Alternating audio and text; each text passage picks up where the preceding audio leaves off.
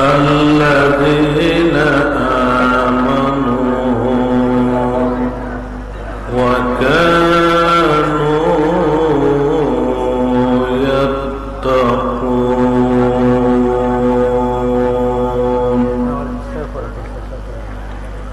إن الله وملائكته يصلون على النبي يا أيها الذين آمنوا صلوا عليه وسلموا تسليما اللهم صل على سيدنا مولانا محمد وعلى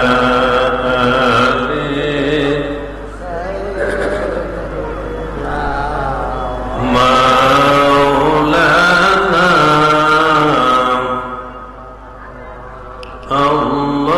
اللهم صل على سيدنا مولانا محمد وعلى آل سيدنا مولانا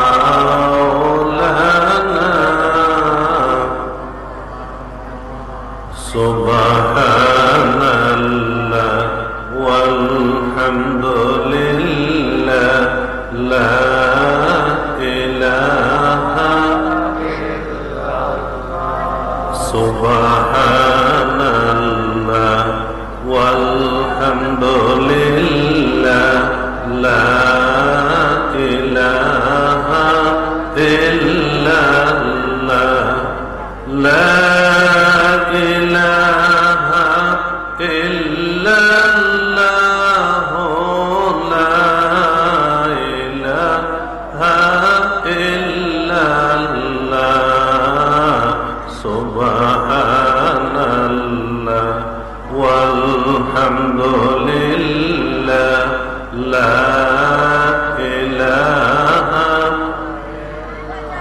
لا إله إلا الله لا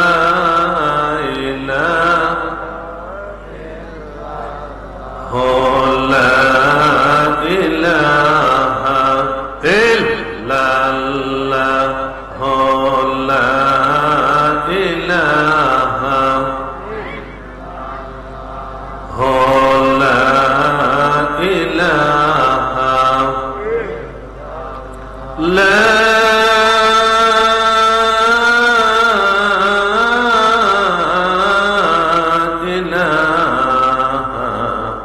إلا الله محمد رسول الله صلى الله عليه وسلم صلى الله على النبي الأمي وآله صلى الله عليه وسلم صلاة وسلاما عليك يا رسول الله كتب الأولياء حضرة العلامة سيد সমর উদ্দিন রহমতুল্লাহ আলাইহি ও সৈয়দ আব্দুল জহুর শাহ রহমতুল্লাহ আলাইহি দ্বয়ের ঐতিহাসিক পবিত্র উর্স মুবারক বাংলাকোট দরবার শরীফের এই মহান আজিমুশান উর্স মাহফিলে সম্মানিত যিনি পরিচালক সৈয়দ আব্দুর রহমান পীর সাহেব, মঞ্চ অভিষ্ট হযরত উলামায়ে কেরাম, দূর দূরান্ত থেকে আগত আশিকিন মুহিব্বিন মুসলমান ভাইয়েরা, পর্দার আড়ালের আমার মা ও বোনেরা, সকলের খেদমতে আমি গুনাহগার খাসসার এর পক্ষ থেকে আবারও সালাম। আসসালামু আলাইকুম ওয়া রাহমাতুল্লাহ। ওয়া আলাইকুম সালাম। এই বছর বাংলাকোট দরবার শরীফের উর্স মুবারক এমন একটা সময়, সামনে রমজান মাস। কোন মাস? রমজান মাস, রহমতের মাস, মাগফিরাতের মাস, নাজাতের মাস, আত্মশুদ্ধির মাস, আল্লাহ হওয়ার মাস, আল্লাহ প্রিয় পাত্র হওয়ার মাস হচ্ছে মাহে রমাদানুল মুবারক। শবে বরাত অতিবাহিত হয়ে গেছে, সামনে রমজান শরীফ। এই মধ্যবর্তী সময়ে একটা বরকতময় সময়ে এই বাংলাকোট দরবার শরীফের উর্স মাহফিল অনুষ্ঠিত হচ্ছে। কোরআন শরীফ 30 পারা, 114 খানা সূরা, 6666 খানা আয়াত, এর ভিতরে সমগ্র মানব জাতির জন্য চূড়ান্ত হেদায়েত।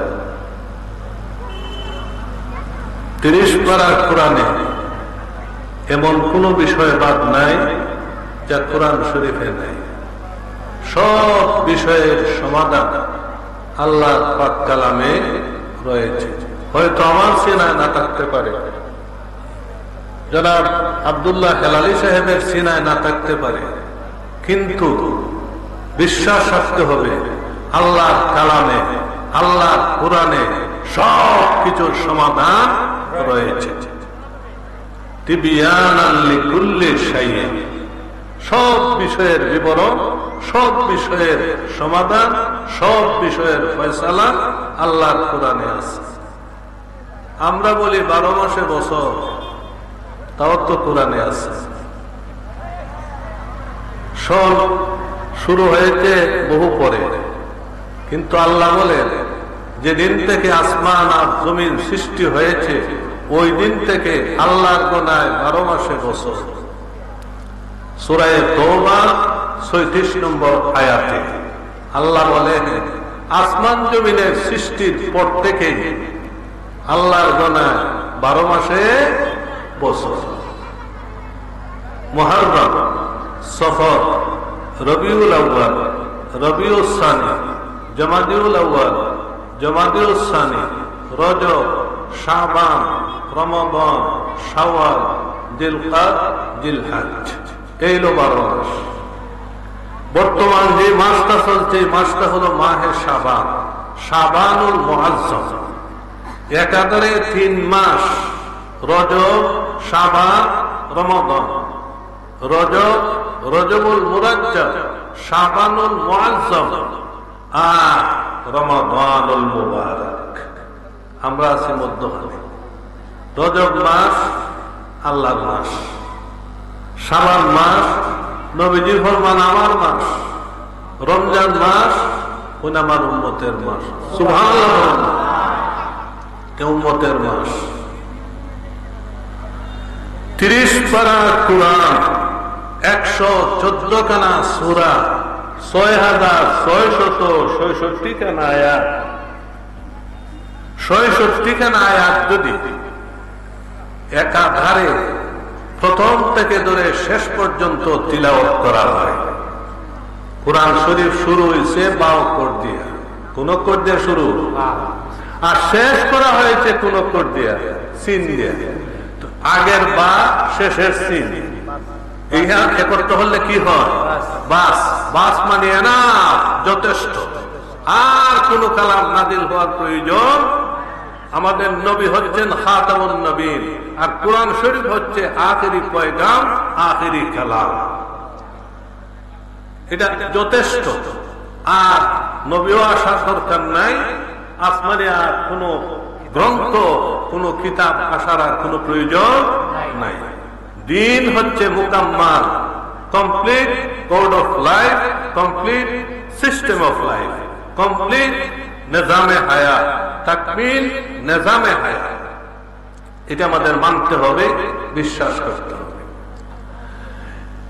এখন আপনি যদি কোরআন শরীফ তিলাওয়াত করেন, বলে 12 মাসে বছর, বন্দার হিসাব, আল্লাহর হিসাব, আল্লাহর হিসাব, বন্দার হিসাব, 12 মাসে বছর, দেখি 12 মাসের নাম নিয়ে পাওয়া যায়।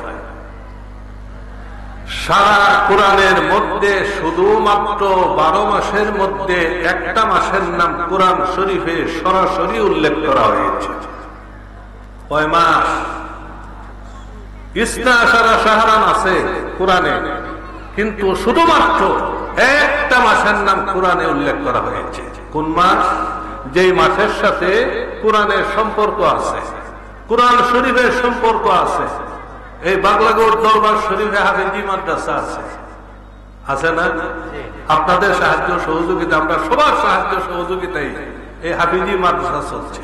এখানে ছেলেরা কি করে? কোরআন শরীফ তাদের সিনার মধ্যে আমানত থাকে, তাদের সিনার মধ্যে আমানত থাকে, আল্লাহর কালাম। এটা কম বড় কথা না। 30 পারা 114 খান সূরা, প্রথম থেকে ধরে শেষ পর্যন্ত সিনার মধ্যে আমানত থাকা, এটা কম বড় কথা না, অনেক বড় কথা। একমাত্র আসমানের নিচে জমিনের উপরে একখানা কিতাবই আছে। এই কিতাব অধিক তিলাওয়াত করা হয়, অধিক পাঠ করা হয়, অধিক হিফজ করা হয়। এক গ্রামের মধ্যে 4 জন 5 জন হাফিজ চাপ পর্যন্ত রয়েছে। এই কোরআন শরীফ এর মধ্যে একটা মাসের নাম উল্লেখ। কোন মাস? রমজান মাস। রমজান মাস 12 মাসের মধ্যে কয় নম্বর মাস? কয় নম্বর? 9 নম্বর মাস। কয় নম্বর? 9 নম্বর মাস। এর আগে আছে 8 মাস, পরে আসে 3 মাস। এই আগে 8 মাসের নাম কোরআন শরীফ সরাসরি মাসের নাম নাই, আর পরের 3 মাসের নামও কোরআন শরীফের সরাসরি নাই। শুধুমাত্র কেবলমাত্র একটা মাসের নাম কোরআন শরীফের সরাসরি আছে। কোন মাস? রমাদান, রমজান। রমাদান আরবি বিশুদ্ধ উচ্চারণ, ফার্সি উচ্চারণে রমজান। আমরা রমজান শরীফ বলি। এক সময়ে আমরা এই দেশের মধ্যে ফার্সি ভাষার প্রচলন ছিল। এমনকি জায়গা, জমি, দলিল, আদিল্লা, রেকর্ড পত্র এগুলা সব ফার্সি ভাষায় লেখা হতো, ফার্সি ভাষায় লেখা হতো। এদেশের স্টেট ল্যাঙ্গুয়েজ ফার্সি ছিল। এমনকি যত মুসান্নিফ কিতাবাদি লিখেছেন, শায়েখ আব্দুল হক মুহাদ্দিস দেহলভী, হযরত মুজাদ্দিদ আল ফসানি রহমতুল্লাহ আলাইহি, এমনকি হযরত শাহ আব্দুল আজিজ মুহাদ্দিস দেহলভী রহমতুল্লাহ আলাইহি পর্যন্ত যত কিতাবাদি লেখা হয়েছে সব ফার্সি ভাষায়। তারপরে শুরু হয়েছে উর্দু ভাষার লিখন। যাই হোক, একটা মাসের নাম কোরআন শরীফে সরাসরি, আগের 8 মাসের নাম নাই, পরের 3 মাসের নাম নাই। একটা মাসের নাম কোরআন শরীফে সরাসরি উল্লেখ করা হয়েছে। শাহরু রমাদানাল্লাযী উনজিলা ফীহিল কুরআন। রমজান মাস, যেই মাসে কোরআন শরীফ নাজিল হয়েছে। রমজান মাসে কোরআন শরীফ নাজিল হয়েছে। এই নাজিল অর্থ হলো, নাজিল পর্যায় হলো 2টা। কোরআন শরীফের মূল বাড়ি কোন জায়গায়? লৌহে বাল হুয়া কুরআনুম মাজিদুন ফি লাউহিম মাহফুজ। কোরআন শরীফ সংরক্ষিত লৌহে মাহফুজ। লৌহুল মানে ফলক, মাহফুজ মানে সুরক্ষিত। লৌহে মাহফুজ মানে সুরক্ষিত ফলক। আল্লাহর হাবিবের তিলমিজে খাস সৈয়দুনা আব্দুল্লাহ ইবনে আব্বাস রাদিয়াল্লাহু তাআলা আনহু, যিনিকে বলা হয় রইসুল মুফাসসিরিন, সমস্ত মুফাসসিরদের শিরোমণি, তিনি বলেন এই লৌহে মাহফুজটা কোন জায়গায়? ওই 7 আসমানের উপরে, আরশের নিচে। নুরুল আনওয়ার ফি শারহিল মানার এর আরবি যে হাসিয়া আছে, আব্দুল হালিম লখনবী রহমতুল্লাহ আলাইহি প্রণীত কামরুল আকমাল, তার মধ্যে রিওয়ায়াতটা আনা হয়েছে। এটা একটা আসাস। তিনি বলেন লৌহে মাহফুজটা হচ্ছে 7 আসমানের উপরে তার অবস্থান, আর আরশের নিচে সাদা মুক্তার দ্বারা নির্মিত। কিসের দ্বারা? সাদা মুক্তা। মুক্তার মধ্যে সাদা মুক্তার ডিমান্ড বেশি, দাম বেশি। এই সাদা মুক্তার দ্বারা নির্মিত, তার দৈর্ঘ্য হচ্ছে জমিন থেকে আসমান যত হান, এত হান হচ্ছে দৈর্ঘ্য। আর মাসরিক থেকে মাগরিব পর্যন্ত যতটুক, এতটুক হচ্ছে তার প্রস্থ। এত হান দৈর্ঘ্য, এত হান প্রস্থ, সাদা মুক্তার দ্বারা নির্মিত। এক লাইনে 30 পারা, 114 খানা সূরা, 6666 খানা আয়াত লিখিত এক লাইনে।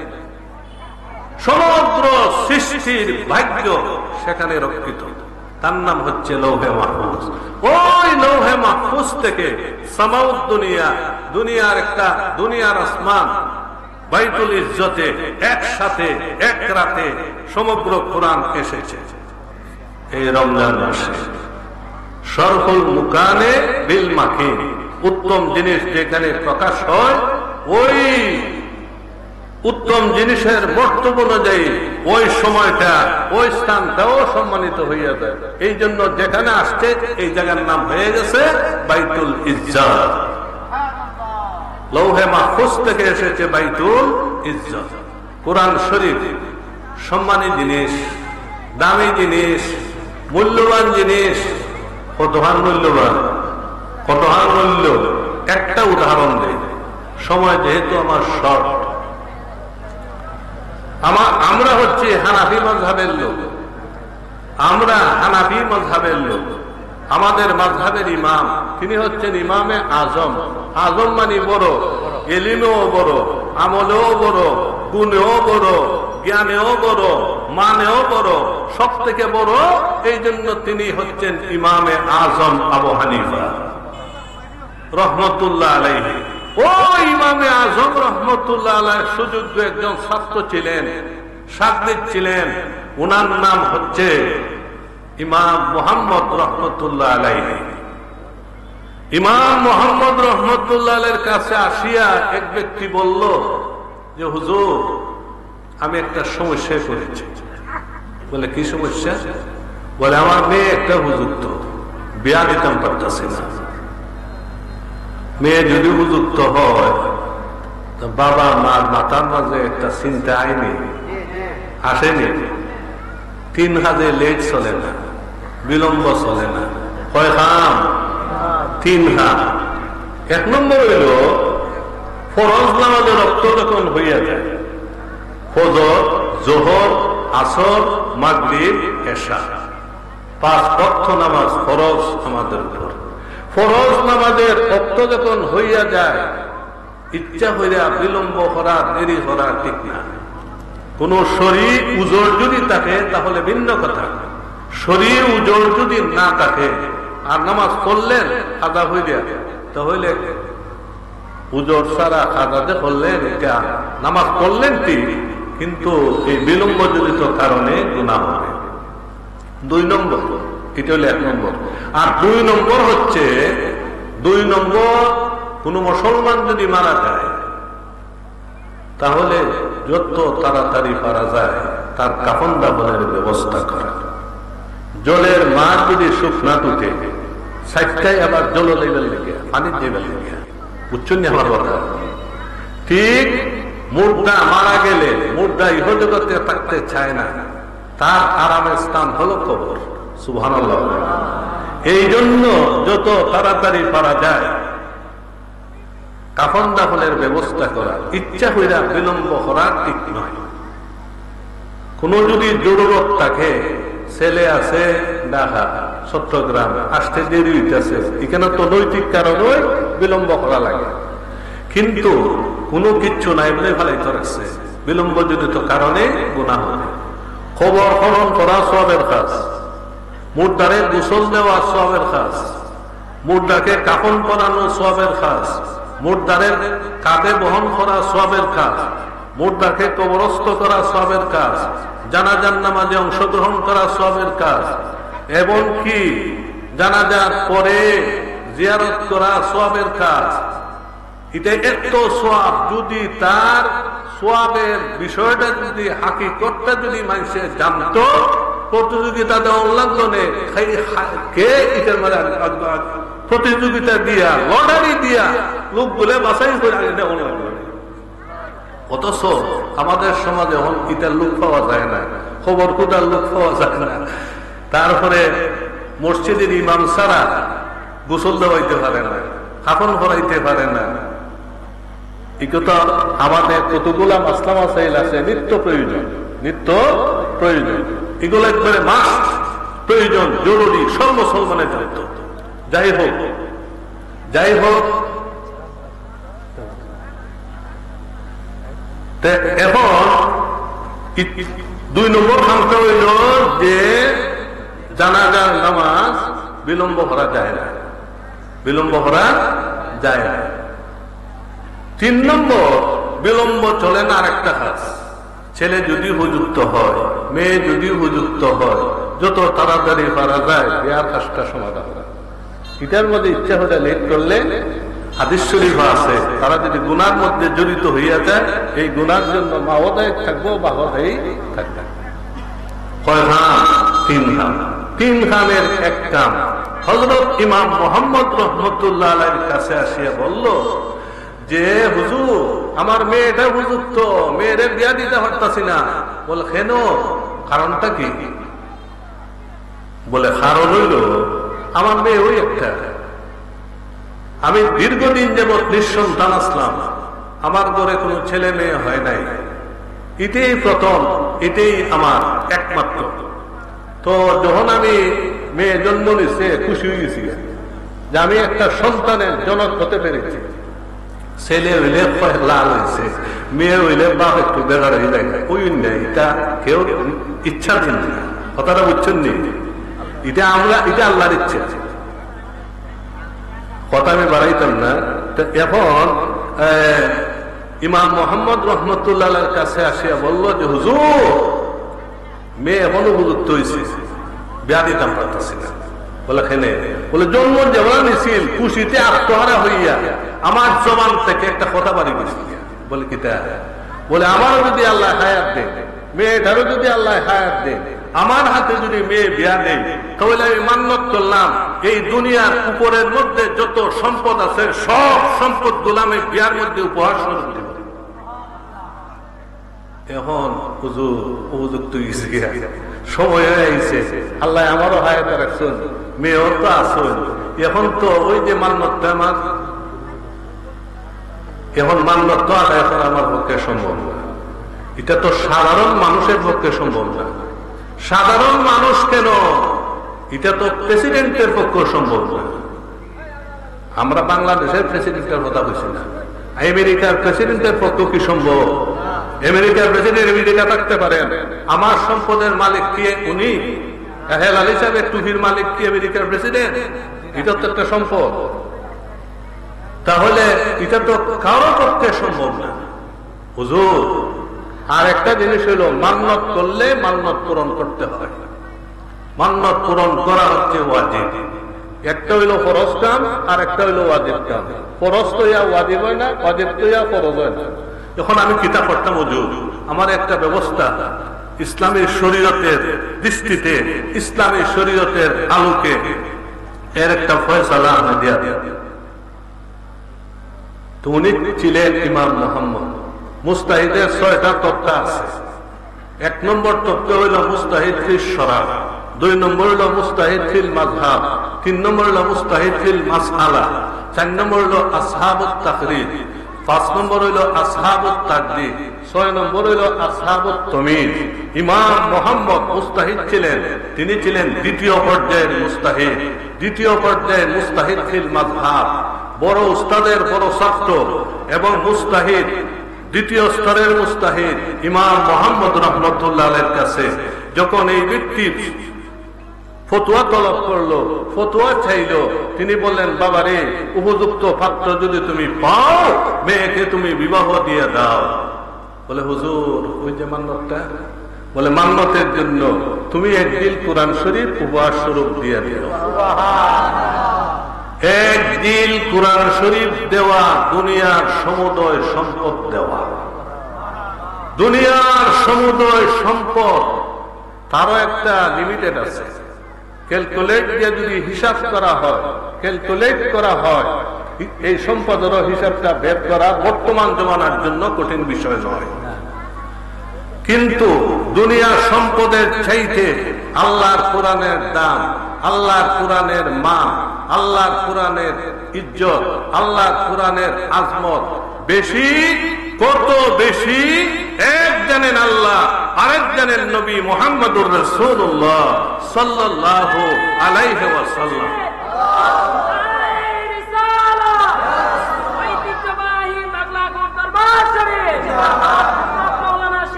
সালাতুন ইয়া রাসূলুল্লাহ,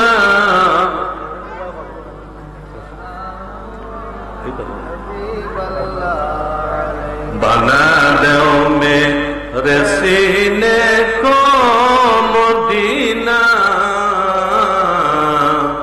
निकालो बहर गम से ये सफीना, सलातुन या रसूल अल्लाह अलैकुम, सलामुन या হাবিব আল্লাহ। বলছিলাম রমজান, এই রমজান মাস এত সম্মানিত কেন? ওই যে মূল্যবান জিনিস কোরআন শরীফ, এই কোরআন শরীফ এই মাসে নাজিল হয়েছে। এই কোরআন শরীফ নাজিলের দরুন রমজানের 1ম তারিখ থেকে ধরিয়া শেষ তারিখ পর্যন্ত সারা রমজান মুবারক হইয়া গেছে, দামি হইয়া গেছে। এই জন্য কোরআন শরীফে শুধুমাত্র এক মাসের নাম কোরআন শরীফের সরাসরি উল্লেখ করা হয়েছে।